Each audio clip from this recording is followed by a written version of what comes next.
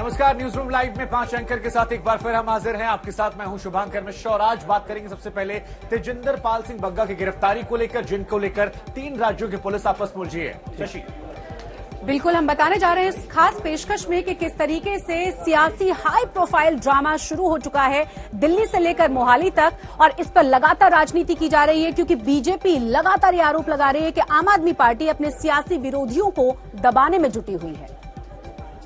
और नमस्कार, बहुत स्वागत है आप सभी का। मैं आपके साथ आशुतोष चतुर्वेदी। बात पश्चिम बंगाल की होगी, जहां पर गृह मंत्री अमित शाह की मौजूदगी है, 2 दिवसीय दौरे पर हैं। और वहीं बीजेपी कार्यकर्ता की हत्या को लेकर पार्टी ने ममता सरकार को घेरा है। पूरी खबर विस्तार से आप सभी तक पहुंचाएंगे। अर्पिता, नमस्कार, आपके साथ मैं हूं अर्पिता आर्या और मैं आपको बताऊंगी अयोध्या, क्योंकि वहां क्या खबर है। वहां मुख्यमंत्री योगी आदित्यनाथ पहुंचे हैं, रामलला के दर्शन किए। पूरी खबर आपको विस्तार से बताऊंगी। सही, बहुत धन्यवाद अर्पिता। नमस्कार, आपके साथ मैं हूं सईद अंसारी। आज की सबसे बड़ी खबर, बीजेपी नेता तेजिंदर पाल सिंह बग्गा की गिरफ्तारी और उस पर 3 राज्यों की पुलिस आमने सामने।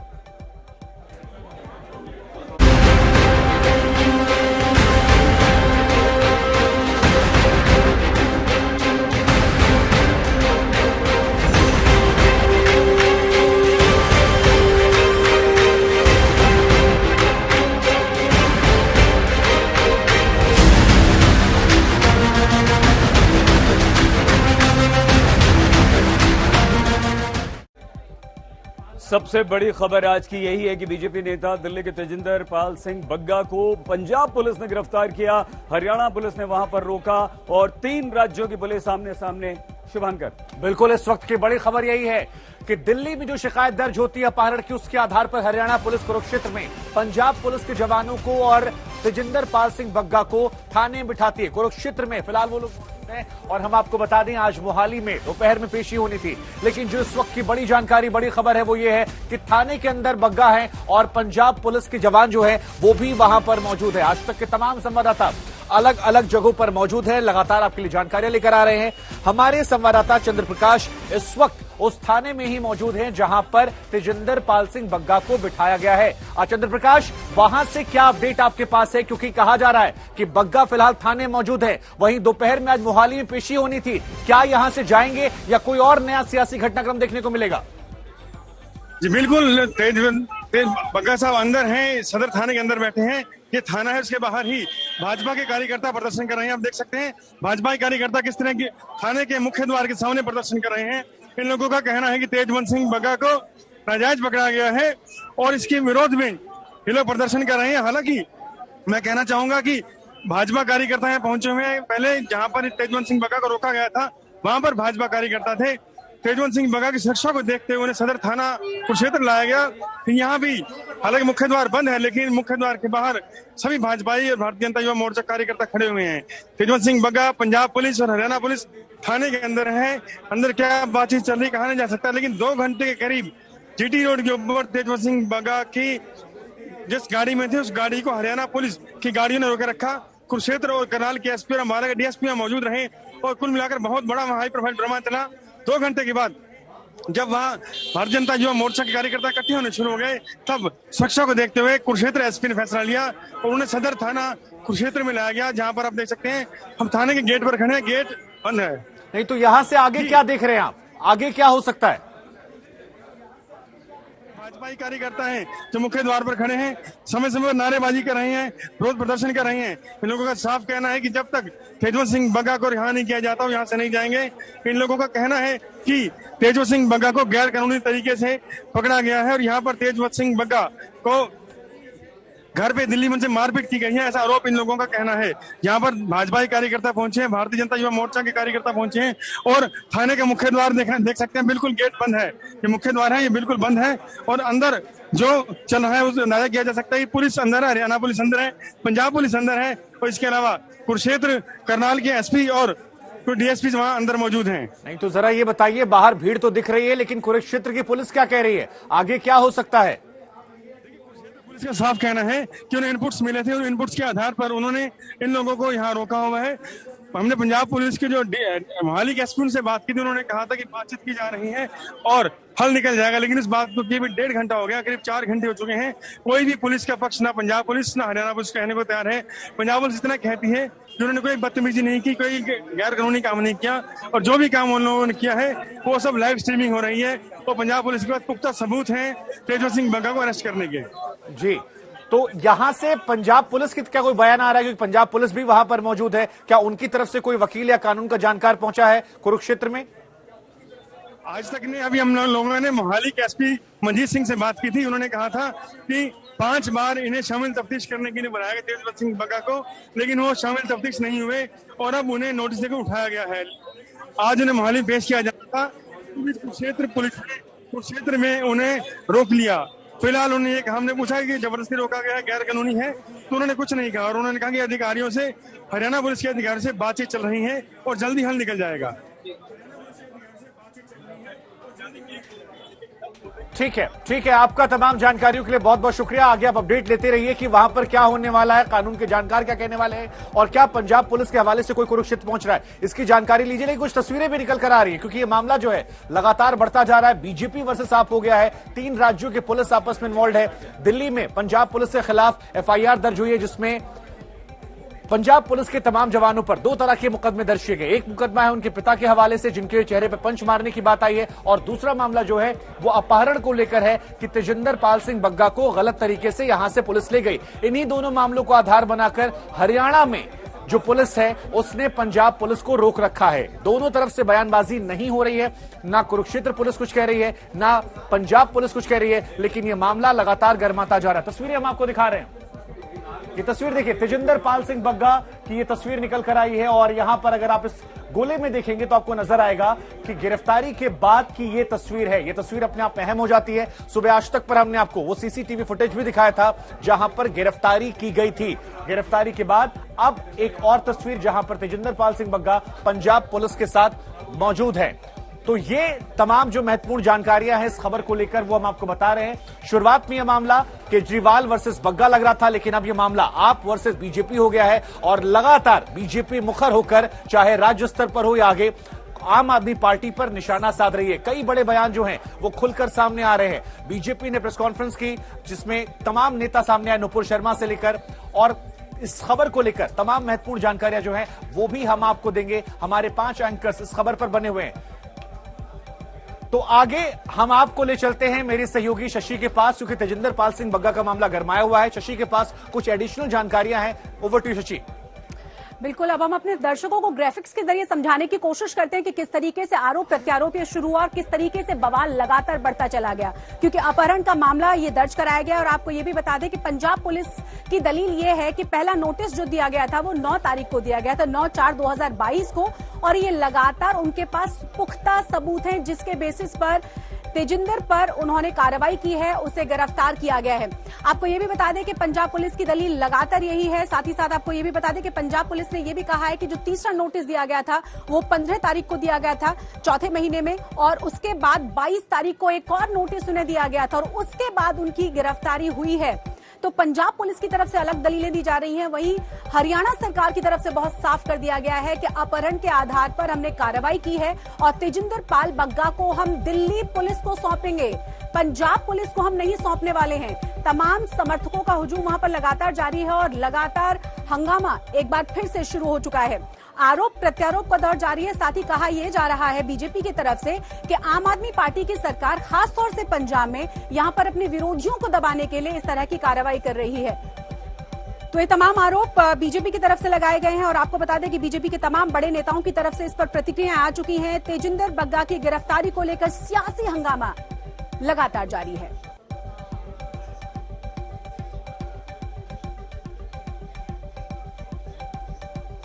मोहाली में पेशी हो रही है तेजिंदर पाल बग्गा की, और आपको बता दें कि वहां पर भी समर्थकों का हुजूम है। साथ ही साथ वहां पर सुरक्षा के भी चाक चौबंद बंदोबस्त किए गए हैं। यहां आपको ये भी बता दें कि पंजाब पुलिस पर भी 2 धाराओं में यहां मुकदमा दर्ज किया गया है।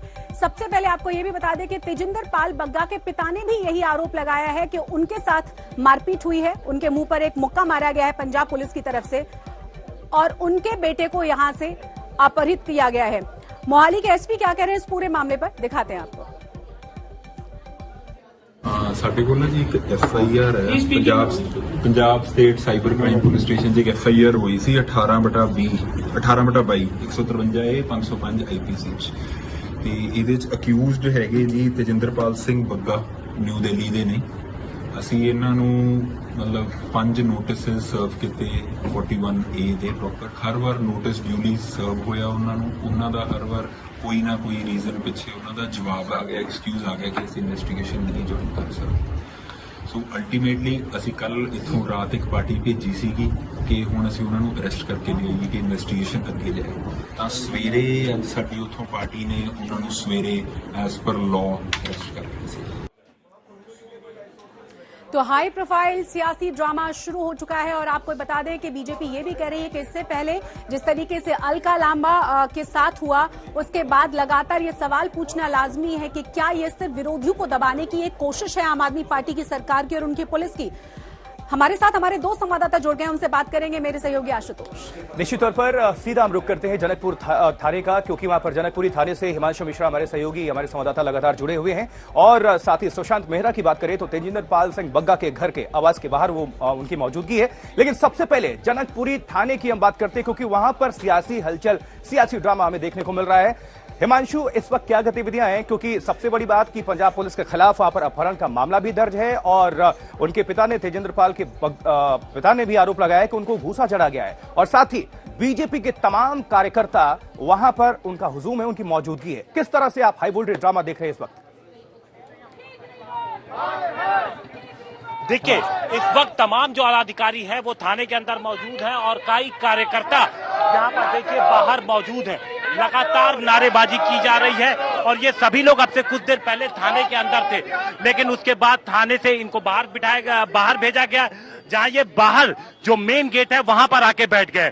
तो और सुबह से ही यहाँ पर जो तमाम बीजेपी के बड़े नेता हैं दिल्ली प्रदेश के, उनका यहाँ पर आना शुरू हो गया था। दिल्ली प्रदेश के अध्यक्ष जो है वो आदेश गुप्ता, वो भी आए थे। एक तरफ पुलिस अपनी कार्रवाई कर रही है, वहीं दूसरी तरफ जो पार्टी के लोग हैं वो यहाँ पर तेजिंदरपाल बग्गा की मदद में, यहाँ पर उनके सपोर्ट में पहुंचे हुए हैं और लगातार रिहा करो की बात कर रहे हैं। हम कुछ लोगों से बात करते हैं। रिहा करो, बग्गा जी को रिहा करो। बताइए क्या, कब से पहुंचे हुए आप? सुबह से ही हम पहुंचे हुए हैं, क्योंकि सुबह ही हमें खबर मिली थी कि जिस प्रकार से पंजाब की पुलिस ने गुंडों की तरह हमारे नेता को घर से किडनैप किया, ये कोई पुलिस का काम नहीं है।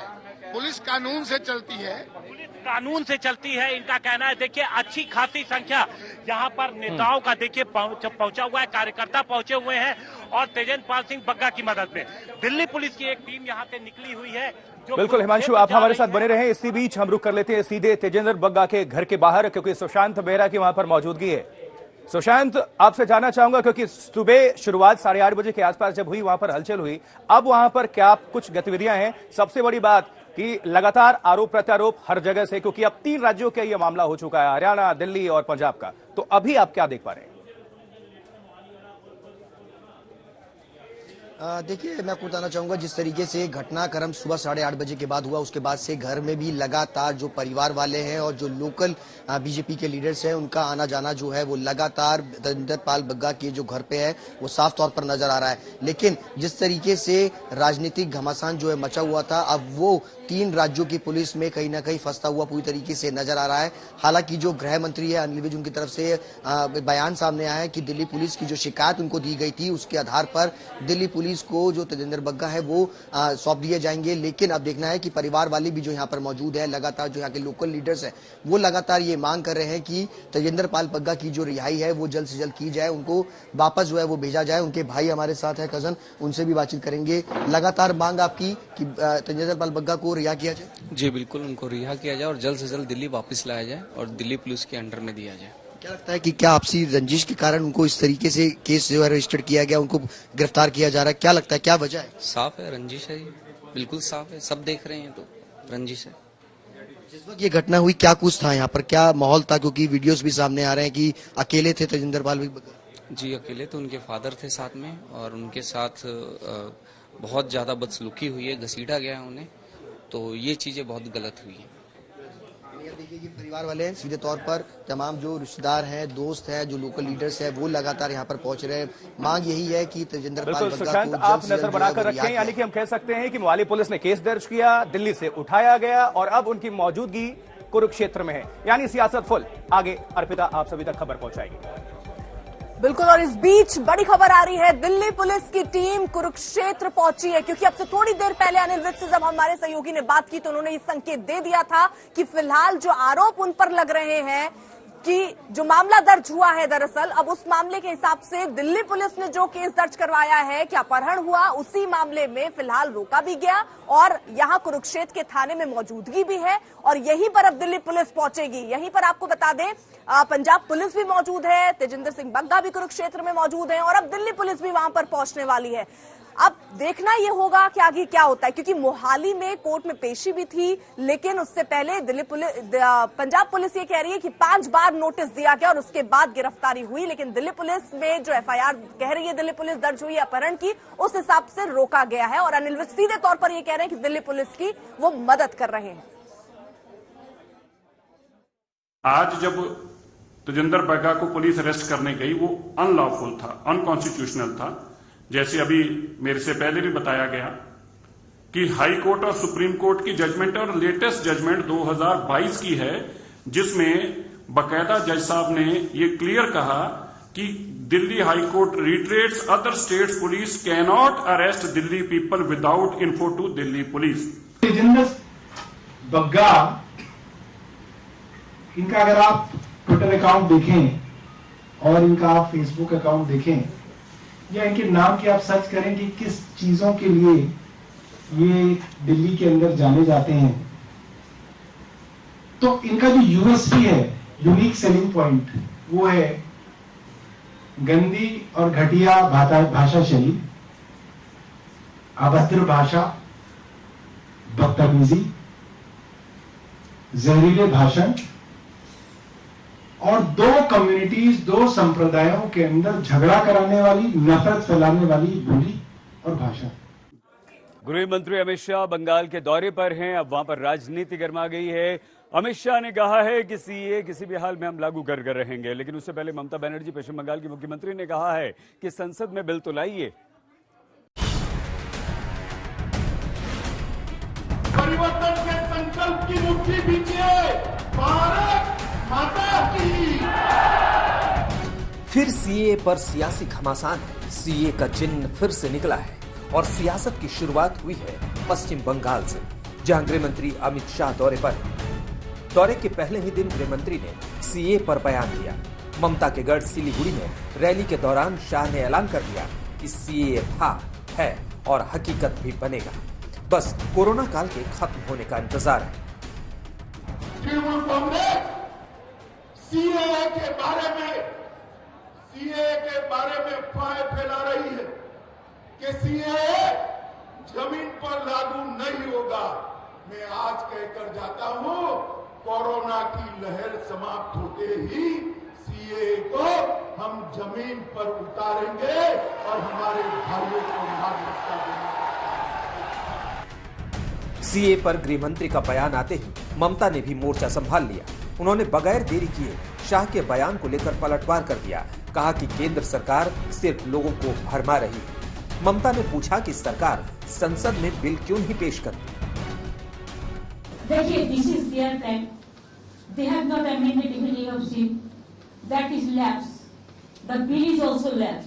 Why they have not bringing this bill to this parliament, and why they are asking me? They should have asked their minister who are raising this care issue every day. It is their internal matter. They are imposing it to other political parties. It is not that you are playing the ball. It cannot play. You cannot play one-sided. It is both-sided.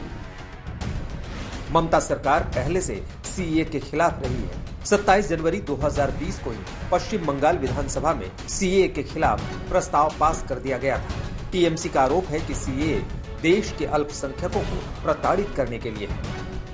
अब गृह मंत्री अमित शाह के बयान को लेकर फिर ममता सरकार ने वही बागी अंदाज दिखा दिया है। वैसे सीए पर सियासी अदावत से हटकर भी गृह मंत्री शाह ने ममता सरकार को घेरा। उन्होंने आरोप लगाया कि राज्य में कटमनी और हिंसा का राज है, भ्रष्टाचार चरम पर है। इसे लेकर भी ममता का पलटवार हुआ। आज बंगाल के अंदर अत्याचार कम हुआ है क्या? जोर से बोलिए, हुआ है क्या? कटमनी बंद हुआ है क्या? भ्रष्टाचार बंद हुआ है क्या? कि यहाँ पर कानून का राज नहीं है, यहाँ पर जो सत्ता में है उनकी इच्छा का राज चल रहा है। बयानबाजी चलते हैं, घर से ईडी को ऑपरेट करते हैं, सीबीआई को ऑपरेट करते हैं, इनकम टैक्स को ऑपरेट करते हैं, और जो भी गंदा काम है उसको ऑपरेट करते हैं, और राज्यों में कैसे आग लगे इसको फैलाने के लिए वो ऑपरेट करते हैं होम मिनिस्ट्री से। एक दुख की बात है, उन्होंने देश को टुकड़ा करने चाहता है, हम देश को एकता बनाने के लिए, एकता करके रखने चाहते हैं। सारे जहां से अच्छा हिंदुस्तान हमारा वक्तव्य है, और उसका वक्तव्य है सब तोड़ दो, फाड़ दो, आग जला दो। We don't accept this. Mamata सरकार और केंद्र के बीच मुद्दों पर तनातनी नया नहीं है। अब एक बार फिर से वही तस्वीर दिख रही है। ममता और बीजेपी की सियासी अदावत के बीच आज कोलकाता के विक्टोरिया मेमोरियल में अहम कार्यक्रम है। कार्यक्रम संस्कृति मंत्रालय का है। न्योता राज्यपाल जगदीप धनखड़ को भी है, लेकिन मुख्यमंत्री को निमंत्रण नहीं भेजा गया। अब इस मसले पर भी सियासत तेज होने की उम्मीद है। कोलकाता से अनुपम मिश्रा के साथ आज तक ब्यूरो। भीलवाड़ा मामले में आपको बता दें 2 लोगों की गिरफ्तारी हुई है। इंटरनेट सेवा वहां पर बंद की गई है, साथ ही साथ भारी तैनाती पुलिस बल की गई है शांति व्यवस्था बनाए रखने के लिए।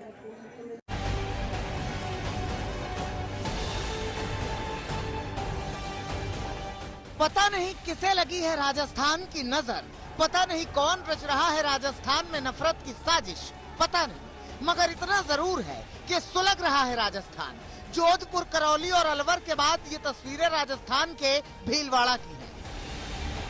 भीलवाड़ा में वैसे ही बवाल हुआ, वैसे ही आगजनी हुई, वैसे ही हंगामा हुआ जैसे करौली, अलवर और जोधपुर में हुआ था। आरोप है कि भीलवाड़ा के सांगानेर में बुधवार की रात करबला रोड पर बैठे समुदाय विशेष के 2 लोगों पर कुछ लोगों ने हमला कर दिया, उन्हें बुरी तरह पीटा और उनकी बाइक को आग के हवाले कर दिया। हमले के बाद हंगामा शुरू हुआ। राजस्थान के अलवर, करौली और जोधपुर के बाद अब अति संवेदनशील जिले भीलवाड़ा में भी सांप्रदायिक तनाव देखने को मिला। यहाँ के उपनगर सांगानेर में ये करबला शरीफ है, यहाँ रात को 2 बैठे हुए लोगों पर नकाबपोश लोगों ने हमला कर उन्हें घायल कर दिया। और ये जो आप देख रहे हैं, ये जो बाइक, जली हुई बाइक के अवशेष आपको नजर आ रहे हैं, इस बाइक को आग लगा दी थी। पुलिस को आरोपियों की गिरफ्तारी की मांग कर रहे लोगों को समझाने में काफी मशक्कत करनी पड़ी, तब जाकर भीड़ की पिटाई से लहूलुहान हो चुके घायलों को महात्मा गांधी अस्पताल में भर्ती कराया गया। पुलिस हमलावरों की तलाश में कई जगह दबिश डाल रही है। हालांकि पुलिस को अभी तक हमले की कोई ठोस वजह नहीं पता चल सकी है। जी, आज थाना सुभाष नगर क्षेत्र में सांगानेर कस्बे के अंदर एक घटना घटित हुई, जिसके अंदर 2 लोग एक बाजार पे बैठे हुए थे, जिनके साथ 3-4 मोटरसाइकिलों पे कुछ लोग आए और मारपीट की है। कुछ क्लूज सीसीटीवी फुटेज से और सूचना अधिकारी से हमारे को मिले हैं और आइडेंटिफिकेशन उनका जारी है। वारदात के बाद से इलाके में तनाव है। पुलिस लगातार फ्लैग मार्च कर लोगों से शांति बनाए रखने की अपील कर रही है। तेजिंदर पाल सिंह बग्गा की गिरफ्तारी को लेकर 3 राज्यों की पुलिस आमने सामने है। आम आदमी पार्टी, बीजेपी आमने सामने, लेकिन इस वक्त आज तक पर उनकी मां हमारे साथ कमलजीत कौर जुड़ रही हैं। और कमलजीत कौर जी, कई तरह की बातें हो रही हैं, लेकिन क्योंकि आप उनकी मां हैं, आप बेहतर बता सकती हैं। जरा बताइए, सुबह ये घटनाक्रम कैसे हुआ? दरअसल दिल्ली में नहीं हूँ, मैं बिहार आई हुई हूँ और मुझे भी फोन पे ही पता लगा है कि सुबह हमारे घर में पुलिस आई है और कोई यूनिफॉर्म में नहीं थी, सिविल ड्रेस में थी।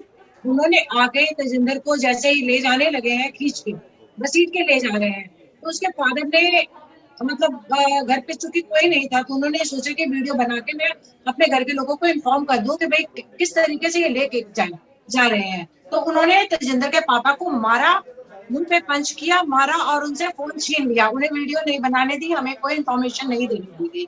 और जब वो ले गए हैं, उनके पास अंदर दूसरे फोन से उन्होंने मुझे फोन किया और मुझे ये घटना के बारे में बताया। कंवलजीत, उस वक्त घर में कौन कौन मौजूद था? क्योंकि पंजाब पुलिस का कहना यह है कि वहां पर हाथापाई किसी भी तरह से नहीं हुई है और लगातार एक के बाद एक नोटिस तेजिंदर को दिए गए थे। अगर हाथापाई नहीं हुई तो तजिंदर के पापा अगर वीडियो बनाने की कोशिश कर रहे थे तो उन्होंने क्यों नहीं बनाने दी और फोन क्यों छीना? मुझे पहले इस बात का जवाब दिया जाए। अगर उन्होंने सीधी तरह लेके जा रहे थे तो वीडियो बनाने देते ना, क्यों फोन छीना? उसके फादर पे हाथ क्यों उठाया? एक 67 साल के बुजुर्ग पे हाथ क्यों उठाया उन्होंने? जी कमलजीत जी, उन्होंने तो नहीं रोका था, उन्होंने तो सिर्फ फोटो खींचने की कोशिश की थी ना कि फोटो खींच के जब वो घर पे अकेले हैं, मैं भी नहीं हूँ, तो मुझे इन्फॉर्म करेंगे कि नहीं करेंगे? मतलब हमारे घर में जो भी गुंडागर्दी हो जाए, कुछ भी हो जाए, तो मतलब है कि हम किसी को इन्फॉर्म ना करें और वो अंदर है जो मर्जी करें, फोन भी हमारा छीन लें? क्या सबूत है इस बात का कि वो झूठ बोल रहे हैं या सच बोल रहे हैं? अगर सच बोल रहे हैं तो ना छीनते फोन करने देते, हमें किसी को बुलाने तो देते। दिल्ली के हमारी एरिया पुलिस को तो इन्होंने इन्फॉर्म तक नहीं किया। बिल्कुल, तो यही परिवार की तरफ से आरोप लगाए जा रहे हैं आशुतोष, और कहा यह भी जा रहा है कि सुना ही नहीं गया। बिल्कुल, कमलजीत जी हैं हमारे साथ, तो इनसे एक और सवाल ले लेते हैं। कमलजीत जी, चूंकि आप मां हैं, आपको क्या ऐसा लगता है कि राजनीतिक प्रतिशोध की वजह से ये सब कुछ किया जा रहा है, ये जानबूझकर साजिशन? बिल्कुल राजनीतिक प्रतिशोध है, क्योंकि तजिंदर ने आरटीआई से इसकी सारी इंफॉर्मेशन निकाल ली थी कि मोहल्ला क्लिनिक कितने साफ सुथरे हैं, कितने कूड़ाघर बन चुके हैं, कितने स्कूलों को इसने बनाया है, कितने पुल बनाए हैं, कितने हॉस्पिटल बनाए हैं और कौन कौन से हॉस्पिटल में कितनी मशीनें खराब है और क्या क्या काम कर रही है। ये इंफॉर्मेशन जो है ये मीडिया को दे रहे थे और इसको ये था कि मैं एक्सपोज ना हो जाऊं, इसलिए इसे इसको परेशान करने का बहाना बनाया। चूंकि अब ये 3 राज्यों का मामला हो गया है, पंजाब, हरियाणा और दिल्ली। अर्पिता? बिल्कुल, और कमलजीत जी, क्योंकि 4 अप्रैल को एफआईआर दर्ज हुई, उसके बाद ये कहा गया कि 5 बार उनको नोटिस दिया गया, समन दिया गया, उसके बाद भी वो हाजिर नहीं हुए, जिसके बाद ये कार्रवाई हुई। आपको क्या ऐसी कोई जानकारी है? वकील उनकी डेट पे लेके गए हैं, इनसे साइन करा के पूरे कागज लेके हमारा वकील वहां पे हाजिर हुआ है। वो गलत बोल रहे हैं, हर बार हमारा वकील वहां पे गया है। मेरे सामने पंजाब पुलिस आई है, नोटिस लेके आई है, तजिंदर ने वो कागज रिसीव किए हैं, जब वो नहीं थे मैंने रिसीव किए। उसके बाद से हमें वहां पे हमने अपने वकील को बोला है, हमारे वकील ने वहां पे जाके सब कुछ सबमिट कराया है और सारी इंफॉर्मेशन हमारे वकील के पास होगी। और अगर आए थे तो दिल्ली पुलिस को लेके आते ना, गिरफ्तारी करनी थी तो बिल्कुल विदाउट उनकी इंफॉर्मेशन के आप आए हैं। सवाल तो यही है कि अगर दूसरे राज्य पुलिस जा रही है तो उस राज्य की पुलिस को बताएगी, और यही बात अब परिवार भी उठा रहा है कि आखिरकार दिल्ली पुलिस को इस बात की जानकारी क्यों नहीं दी गई थी। सही, बिल्कुल अर्पिता, आपने सुना पूरी बात उन्होंने बताई, लेकिन बड़ी खबर इस वक्त एक और आ रही है और बड़ी खबर ये है, कुछ कह रही हैं आप? जी बोलिए कमल जी, प्लीज बोलिए, अपनी बात पूरी कीजिए। गिरफ्तार करने के बाद 10-15 मिनट के बाद उनको फोन करके बताया जाता है, या 2 बंदे जाते हैं पुलिस में जनकपुरी थाने में कि हमने गिरफ्तार कर लिया। ये क्या है प्रोटोकॉल? इस चीज को क्या कहा जाएगा? आप आते हमें इन्फॉर्म करते कि आपके खिलाफ समन है, हम आ रहे हैं आपको गिरफ्तार करने के लिए। एकदम सोया हुआ है कोई और आप वहां पे आ रहे हैं। उन्होंने बोला मुझे पगड़ी पहनने दी जाए, दस्तार पहनने दी जाए। हमारा बेटा कभी भी बिना दस्तार के, बिना पगड़ी के बाहर नहीं निकलता। इन्होंने हमारे इसके साथ किडनैपिंग के साथ साथ हमारे धर्म का अपमान किया है। और ये भी मैं आरोप लगाती हूँ कि इसने पगड़ी भी नहीं पहनने दी गई है उसे, कि पगड़ी पहन के कम से कम सम्मान के साथ उसको लेके तो जाते। उनके पिताजी के साथ भी मारपीट की, ऐसी कोई खबर मिली आपको? जी, उनको मारा भी गया, उनका फोन भी छीन लिया गया, ताकि वो किसी, हम जो भी गुंडागर्दी कर रहे हैं या किसी को ना वीडियो बना के दे पाए और ना ही किसी को इन्फॉर्म कर पाए कि हमारे साथ ये हो रहा है। अगर ऐसा नहीं था तो फोन क्यों छीना गया, उनके फादर पे हाथ क्यों उठाया गया? कमलजीत जी, आज तक से ये सारी जानकारी साझा करने के लिए आपका बहुत धन्यवाद। तेजिंदर पाल सिंह बग्गा की माताजी हमारे साथ थी, लेकिन एक बड़ी खबर आ रही है जो आपको बताएंगे शुभांकर।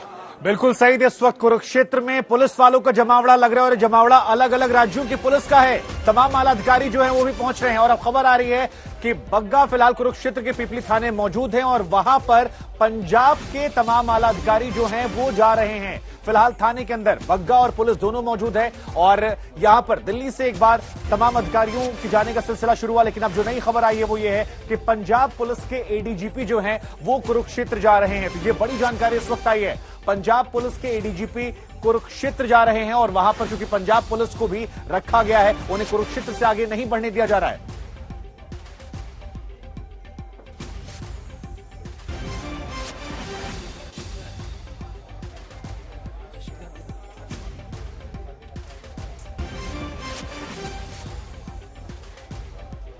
फिलहाल कुरुक्षेत्र में मामला जो है वो गरमाया हुआ है, सियासत जो है वो लगातार गरमाई हुई है, लेकिन मामला बंगाल में भी गरमाया है। क्या कुछ गरमाया है वो आपको शशि बताएंगी। बिल्कुल, आपको बता दें कि बंगाल के दौरे पर हैं अमित शाह और अब जानकारी ये मिल रही है कि जिस शख्स की हत्या हुई है बीजेपी कार्यकर्ता की, उसके घर अब से कुछ ही देर बाद अमित शाह पहुंचने वाले हैं। लगातार आरोप लगाया जाता रहा है वैसे भी बंगाल सरकार पर, ममता बनर्जी पर, और ये मामला भी अब गरमाता हुआ नजर आ रहा है। ज्यादा जानकारी के लिए हमारे साथ हमारे संवाददाता जुड़ गए हैं। सबसे पहले जानना चाहेंगे आपसे कि किस तरह के वहां पर तैयारी की गई है और जिस तरीके से सीए को लेकर बयान दिया गया है, जिस तरीके से अब घर पर विजिट किया जा रहा है, क्या कुछ कहा गया है अभी बीजेपी की तरफ से? और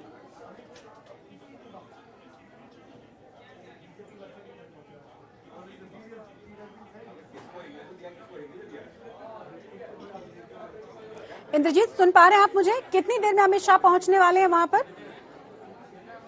जी हाँ, बिल्कुल, कुछ ही देर में, अब से कुछ ही देर में गृह मंत्री अमित शाह यहाँ पे पहुंच जाएंगे। आपको यहाँ का हालात दिखाएंगे क्योंकि पूरी जो जगह है उसको बैरिकेड कर दिया गया है। बहुत बड़ा पुलिस का जमावड़ा यहाँ पे देखने को मिल रहा है। कोलकाता पुलिस के जो सीनियर ऑफिशियल्स है, जो डिप्टी कमिश्नर्स है, वो यहाँ पे तैनात है। अच्छी खासी पुलिस बंदोबस्त है और सामने देख सकते हैं ये जो घर है, ये लाल घर है, ये एक रेलवे क्वार्टर है। यहीं पे आज बीजेपी के जो कार्यकर्ता है 27 साल का, उनका शव बरामद हुआ था और उसी को लेके पूरा जो राजनीतिक बवाल है वो छिड़ गया है। और कुछ ही देर में अमित शाह यहाँ पे पहुंच जाएंगे। कोलकाता एयरपोर्ट पहुंच चुके हैं, वहां से निकल भी गए हैं। और ये जो घर हम दिखा रहे हैं, इसी घर में आज सुबह बीजेपी का जो कार्यकर्ता है, युवा मोर्चा का, उनका शव यहां से बरामद हुआ था। और उसके बाद सुबह से हम लोग देख रहे थे किस तरह से बीजेपी के जो समर्थक हैं वो यहां पे प्रदर्शन कर रहे थे। उसके बाद यहां के जो लोकल तृणमूल कांग्रेस एमएलए हैं अतीन घोष, वो खुद बढ़ाया गया। उसके बाद डेड बॉडी जो है 6 घंटे के बाद यहां से लिया गया है। मैं एक बार यहाँ पे जो बीजेपी के यंग लीडर्स हैं उनसे बात करता हूँ। अमित शाह कुछ देर में पहुंचने वाले हैं। आप लोगों का आरोप सीधा सीधा तृणमूल कांग्रेस पे? फर्स्टली तृणमूल कांग्रेस के ऊपर है, सेकेंडली तृणमूल कांग्रेस का पुलिस के ऊपर भी है। पुलिस नॉर्मली है public servant, but in West Bengal police is acting as servant of the ruling party. हम लोग ने हाईकोर्ट में भी मूव किया, हाईकोर्ट चीफ जस्टिस के रूम में मेंशन किया। मेंशन करने के बाद ऑनरेबल चीफ जस्टिस ने बोला 2 बजे आने के लिए। एक सिंगल पेज एप्लीकेशन पोस्टमार्टम पे अभी स्टे मांग रहे हैं क्या? एकदम फर्स्टली पोस्टमार्टम का स्टे, क्योंकि हमें मालूम है पहले लास्ट इंसिडेंट में हमने देखा पोस्टमार्टम यहाँ पे पुलिस करेगा। एक्चुअली जो इशू है उसको छुपाने के लिए, अनर्थ करने के लिए। परिवार है वो कॉन्सेंट नहीं दे रहा है पोस्टमार्टम में? परिवार नहीं दे रहा है। परिवार को उसके माँ के ऊपर लाठीचार्ज भी हुआ है, लाठीचार्ज करके उनको लेके गए यहाँ पर। जो आप सुन सकते हैं, गंभीर आरोप है बीजेपी के ओर से। यहाँ पे बीजेपी के जो नेता हैं वो ये कह रहे हैं कि सबसे बड़ी खबर इस वक्त ये है कि कोलकाता हाईकोर्ट मूव किया गया है बीजेपी के ओर से, और जो पोस्टमार्टम होनी है 6 घंटे के बाद सुबह 6:30 बजे इस बिल्डिंग में जो शव है वो बरामद हुआ था। उसके बाद 6 घंटे लग गए पुलिस को शव को बरामद करते हुए यहाँ से, क्योंकि जो बीजेपी के समर्थक थे वो यहाँ पे लगातार नारेबाजी कर रहे थे, धरने पे बैठ गए थे और पुलिस को शव लेने में बाधा दे रहे थे। उसके बाद पुलिस को लाठीचार्ज करनी पड़ी। पुलिस जब शव लेके पोस्टमार्टम के लिए गया है तो अब बीजेपी ने हाईकोर्ट का दरवाजा खटखटाया, ये कहते हुए कि पुलिस के ऊपर उनको बिल्कुल भरोसा नहीं है। आपको दिखा दें कि ये वो घर है जहां पे शव बरामद हुआ था और उसके बिल्कुल बगल में मैं लेके जाना चाहूंगा आपको उस शख्स के घर में जो जहां वो रहते थे। इसी घर में कुछ देर में अमित शाह का आने का जो प्लान है, जो तैयारियां हैं, वो बिल्कुल पूरी हो चुकी है। आप देख सकते हैं पुलिस का जमावड़ा है, प्लेन क्लोज में, सिविक क्लोज में पुलिस ऑफिसर्स यहाँ पे तैनात किए गए हैं। उसके साथ साथ बड़ी तादाद में कोलकाता पुलिस के जो सीनियर ऑफिशियल्स हैं वो भी यहाँ पे पहुंच गए हैं। साफ है कि गृह मंत्री अमित शाह जब खुद यहाँ पे आएंगे, हाई सिक्योरिटी है, वीवीआईपी मूवमेंट होना है, इसी कारण से यहाँ पे बैरिकेडिंग किया गया है। उनके घर के सामने आप देख सकते हैं किस तरह का जमावड़ा है, तो सिक्योरिटी बढ़ाई गई है। और परिवार की ओर से अब हाईकोर्ट मूव किया गया है, ये कहते हुए कि पोस्टमार्टम कतई अभी नहीं हो सकता। आशुतोष, वैसे भी राजनीतिक हत्याओं का आरोप हमेशा से लगता रहा है बनर्जी सरकार पर, और कहा यह भी जा रहा है कि इस शख्स की माताजी भी बहुत डरी हुई है। बिल्कुल शशि, आप सही कह रही हैं। देखिए, पहली बार नहीं है कि जब लोकसभा चुनाव हम जोड़ लें, विधानसभा चुनाव उठाकर देख लें, उसमें भी बीजेपी कार्यकर्ताओं की हत्या का मामला बीजेपी आरोप लगाती रही है। और ये जो ताजा तरीन घटनाक्रम है, ये जो हत्या हुई है, निश्चित तौर पर इंद्रजीत आपसे जानना चाहेंगे कि ये और सियासी उबाल को बढ़ाएगा, आग में घी डालने का काम करेगा इंद्रजीत, क्योंकि हत्या किसी की भी हो वो जायज नहीं। वक्त बिल्कुल, हत्या किसी की भी हो वो जायज नहीं है। आखिरकार ये हत्या है या कुछ और है, ये भी जांच के बाद ही पता चलेगा। और लेकिन पश्चिम बंगाल की सियासत ऐसी बन गई है कि जब भी ऐसी कोई स्थिति आती है, हर वक्त दोनों ही दलों के बीच में राजनीतिक जो खींचतान है वो शुरू हो जाती है। और यही कहा जा रहा है, बीजेपी की ओर से सीधा सीधा आरोप तृणमूल की ओर है, ये कहते हुए कि तृणमूल कांग्रेस ही जिम्मेदार है इस मौत के लिए, और कहा जा रहा है कि हत्या है। जहां तक तृणमूल कांग्रेस की सवाल है, तृणमूल कांग्रेस के नेता यहां पे आ चुके थे सुबह, और वो कह रहे हैं कि बीजेपी लाश को लेके राजनीति कर रही है। आज सुबह हाई वोल्टेज ड्रामा शुरू हुआ तब जब तेजिंदर बग्गा, जो कि बीजेपी के नेता, उनके घर पहुंची पंजाब पुलिस और वहां से उनको ले जाने लगी। उन्हें रोका गया कुरुक्षेत्र में। आगे अपडेट क्या है, सही? Thank you Arpita. बड़ी खबर इस वक्त की यही है कि बग्गा को दिल्ली पुलिस को सौंप दिया गया है। हरियाणा पुलिस ने दिल्ली पुलिस को तेजिंदर पाल सिंह बग्गा को सौंप दिया है। मतलब ये हुआ कि 3 राज्यों की पुलिस, बीजेपी और आम आदमी पार्टी, देखिए तस्वीरें जो हम आपको दिखा रहे हैं, ये सबसे महत्वपूर्ण तस्वीरें इस वक्त की हैं। ये वो तस्वीर है जो आम आदमी पार्टी और बीजेपी के आमने सामने होने की तस्वीर की गवाह है। ये वो तस्वीर जब 3 राज्यों की पुलिस आमने सामने होती है। एक शख्स को, बीजेपी कार्यकर्ता, बीजेपी नेता को दिल्ली से गिरफ्तार किया जाता है और वो गिरफ्तार पंजाब पुलिस करती है।